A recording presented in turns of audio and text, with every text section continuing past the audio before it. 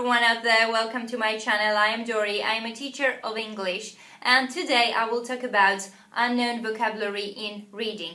As you can tell, the more vocabulary you know, the better, that's obvious, and also it really makes you feel much more confident, which is always a good thing and helps a lot. But what do you do if you do not know a word? Well, let's be realistic. You can't possibly know all the words that exist.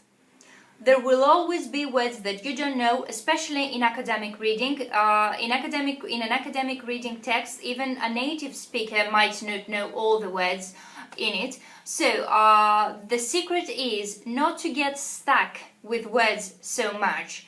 Be calm, even if these words are shown in the questions too.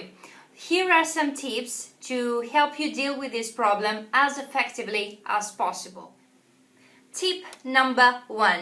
I'm sure you already know this, but I might as well repeat it because it's actually very important. Okay, so there's a word you don't know. What do? Don't panic. Just try to understand the meaning of the word by the other words that surround it, by the context, as we say.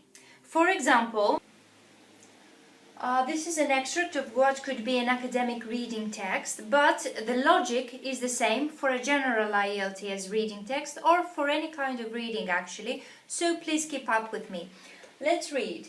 As far as the global warming and the greenhouse effect are concerned, there is no room for compromise, Dr. Jones stated when he was asked about the environmental deterioration and its consequences to people.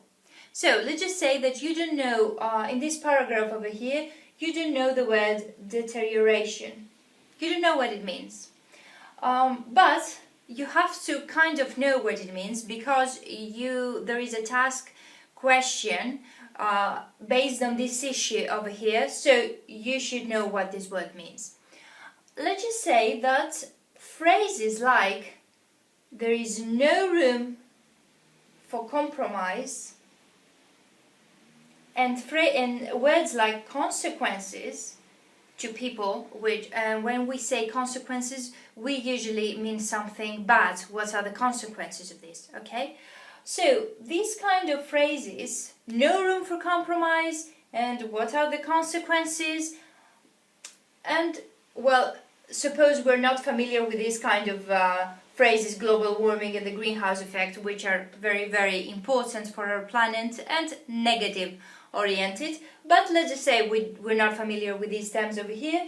Only no room for compromise and the consequences to people make us believe that deterioration cannot mean something good, and probably is something that the environmental deterioration and its consequences to people, then probably deterioration means something that it's getting worse and worse every day, that it is declining in quality, it decays, and things like that. So in this way, we have determined more or less the meaning of deterioration without even knowing the word.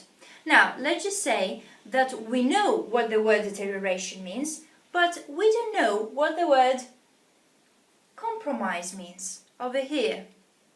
Again, since deterioration is something that is getting worse and worse every day, and there is no room for something, we don't know what compromise means, but there is no room for it because environment is deteriorating every day, and its consequences are really bad probably to people. So I'm assuming that we're not familiar with these terms, that's why I do not use them, but if you're familiar with these terms, it would be even more, it would be even easier to understand it. But anyways, then probably compromise might mean there is no room for excuses anymore, for spending or better yet, wasting time. So here we go, we kind of understood the meaning of words we don't know just from the context and the information we get from it. Compromise, of course, does not mean excuse here, but what I want to show you is that you don't have to know the exact meaning of a word in order for you to understand what a paragraph says in general and be able to answer the questions, alright? Tip number 2. Syntax. Syntax can also really help you define the meaning of a word.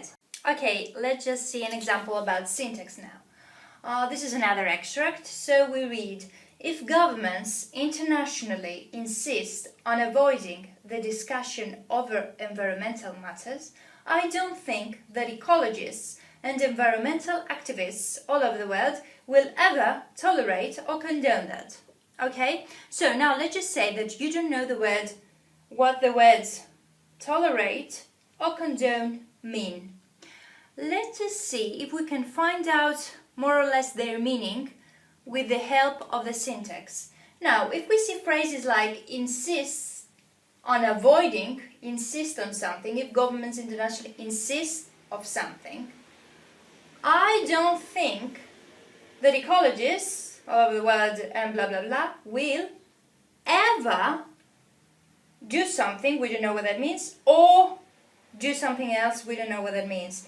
I don't think that ecologists will ever do that or that if governments insist on something. So the syntax itself guides us through to believe that tolerate or condone probably means something like will ever accept something like that. More or less, the meaning will be something like that. So even if we do not know two or more words, it doesn't really matter.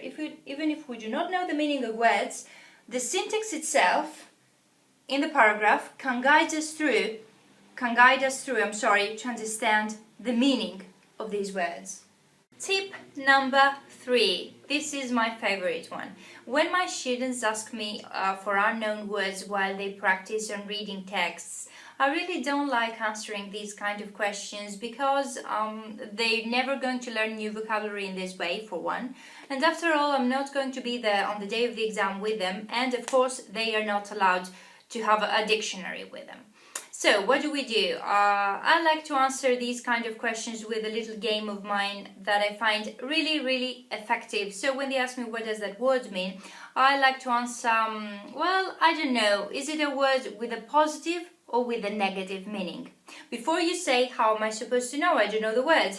I tell you that there are ways through which you can understand if a word has a positive or a negative meaning without knowing the word per se. And you know what? Sometimes, not always, but quite often, all you need to know in order to answer a question is actually the negative or the positive meaning of a word that makes all the difference in the meaning, in a general meaning of a paragraph. Okay, as we saw in the previous examples, the words that surround the unknown words, the context, as we like to say, and the syntax too, help us to define if a word has a positive or a negative meaning really effectively. For example, we came to the conclusion that deterioration has a negative meaning only due to the words that surrounded it and the syntax of it, okay? There are other ways in which you can understand if a word has a positive or a negative meaning, and this way is the prefix. The words really help you understand if this word is negative or positive. For example, here, let's just say that you find these kind of prefixes before the word, at the beginning of the word. Un, unhappy, for example. Mal, malfunction. IR, irresponsible. IL, for example, illegal. IG, ignorant. IN, inability. IM, impossible. Dis, dysfunction. Displeasure. We also have deactivate. I don't know if I can actually write that way, but anyway, you get the picture, okay? Etc, etc, etc. This helps a lot. So before you say, I don't know this word, just try and ask yourself these questions. Is this a negative meaning word or a positive meaning word? How can I make this out from the syntax, from the context, or from the word itself if it has a prefix that actually helps you do that, okay? But remember, there will always be words that you don't know. But if you learn to use these 3 tips effectively, you will see that you will be able to make out the meaning of most words, if not all.